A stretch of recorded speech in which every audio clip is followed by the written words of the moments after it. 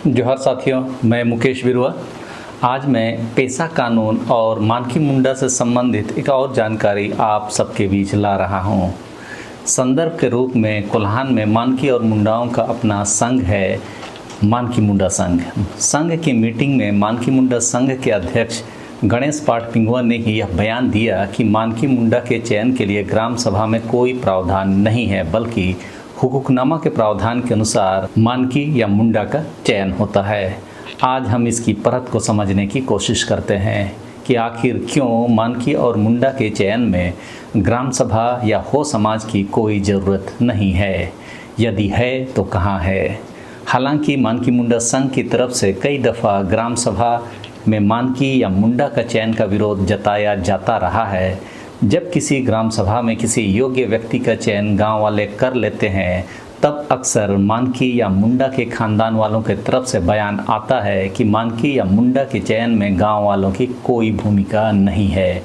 हमें कई उदाहरण मिलेंगे जिसमें गांव वालों का मत एक तरफ और मानकी या मुंडा का खानदान का मत एक तरफ, और वैसे हालात में मानकी मुंडा खानदान का मत को ही मान्यता मिलती रही है और अभी भी उन्हीं को दी जा रही है। आज हम मानकी मुंडा संघ के इस बयान की पड़ताल करते हुए यह जानने की कोशिश करेंगे कि पेशा कानून क्या मानकी मुंडा संघ को रास आएगा या ग्राम सभा को अधिकार देगा। इसके लिए हम सबसे पहले दस्तावेजों का सहारा लेंगे और उन दस्तावेजों में क्या कुछ लिखा है इसे समझने की कोशिश करते हैं। जब मैंने इसकी पड़ताल शुरू की तो 1897 का हुकुकनामा मुझे मिला। उसका स्क्रीनशॉट आप देख सकते हैं। यह 1897 का हुकुकनामा है। इसे रिकॉर्ड ऑफ राइट भी कहते हैं और यह कोल्हान गवर्नमेंट स्टेट का रिकॉर्ड ऑफ राइट्स है। इस हुकुकनामा के धारा 15 ख में मुंडाओं की बहाली के बारे में लिखता है कि कमिश्नर की मंजूरी से डिप्टी कमिश्नर को मुंडा बहाल करने का अधिकार है। आगे लिखता है कि डिप्टी कमिश्नर के लिखित आदेश और कमिश्नर की मंजूरी के बिना कोई भी व्यक्ति मुंडा का दावा नहीं कर सकता।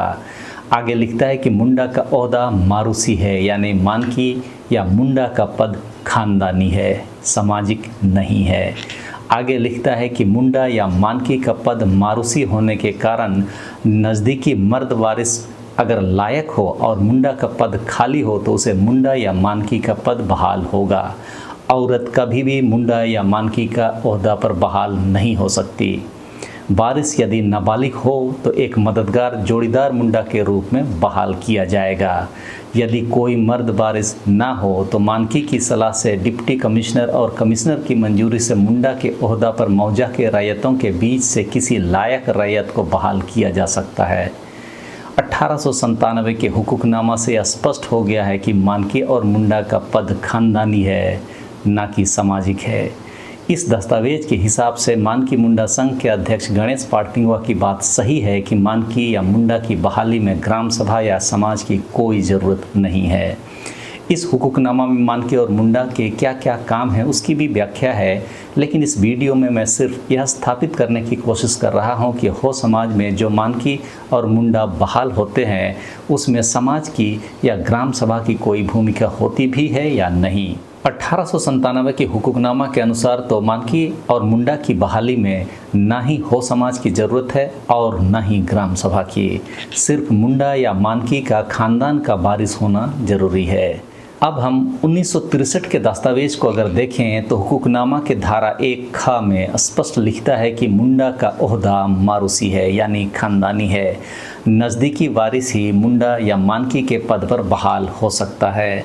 लेकिन इस हुकुकनामा में एक शर्त पहले ही रख दिया है कि वह यह कि यदि उपायुक्त महोदय के नज़र में वह व्यक्ति लायक हो तभी मुंडा या मानकी के पद पर बहाल होगा।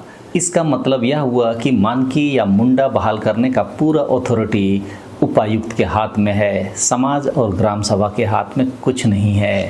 इसमें आगे लिखता है कि यदि मुंडा बर्खास्त किया जाए तो वारिस का कोई हक नहीं होगा। इसका मतलब यह हुआ कि मुंडा यदि बर्खास्त किया जाता है तब मुंडा या मानकी के खानदान का कोई दावा नहीं बनेगा, यानी खानदानी दावा समाप्त हो जाएगा। मुंडा या मानकी की बर्खास्तगी की प्रक्रिया में भी उपायुक्त की ही अपना विवेक का इस्तेमाल करने की बात अंकित है। समाज या ग्राम सभा से पारित प्रस्ताव या उनसे राय लेने की कोई बात हुकुकनामा में जिक्र नहीं है। 1963 के हुकूकनामा के धारा 5 कहता है कि सरकार बहादुर को मुंडा नियुक्त करने का हक है, यानी हो समाज और ग्राम सभा को मुंडा बहाल करने का कोई अधिकार हुकूकनामा के अनुसार नहीं है।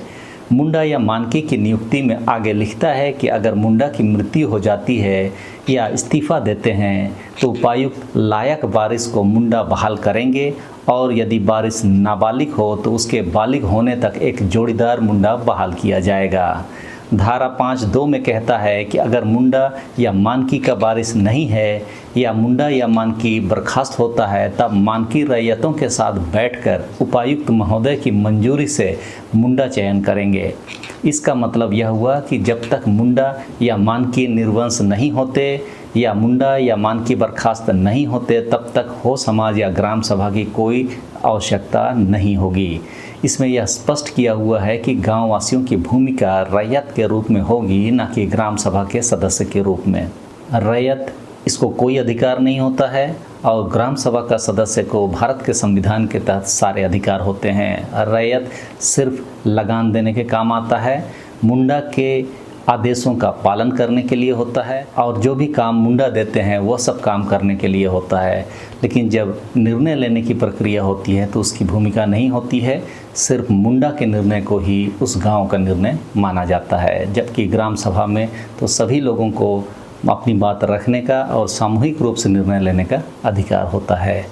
1963 के इस हुकूकनामा के अनुसार मानकी या मुंडा की बहाली की साधारण प्रक्रिया में ग्राम सभा या हो समाज की कोई भूमिका नहीं है। सिर्फ विशेष परिस्थिति में ही उपायुक्त की मंजूरी से रैयतों की राय लेकर मानकी मुंडा का चयन कर सकेंगे। यानी आदिवासी हो समाज के लोग अपने पसंद का मानकी या मुंडा चयन करने के लिए मानकी मुंडा की बर्खास्तगी का इंतजार कर सकते हैं या उपायुक्त के नज़र में नालायक मानकी या मुंडा के बनने का इंतजार कर सकते हैं। तभी ग्राम सभा में मानकी मुंडा का चयन लोकतांत्रिक प्रक्रिया से संभव होगी।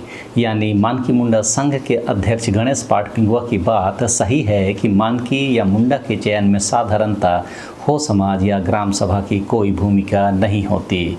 अब तक हमने 2 सेटलमेंट का रिकॉर्ड के आधार पर आपको ये जानकारी दिया।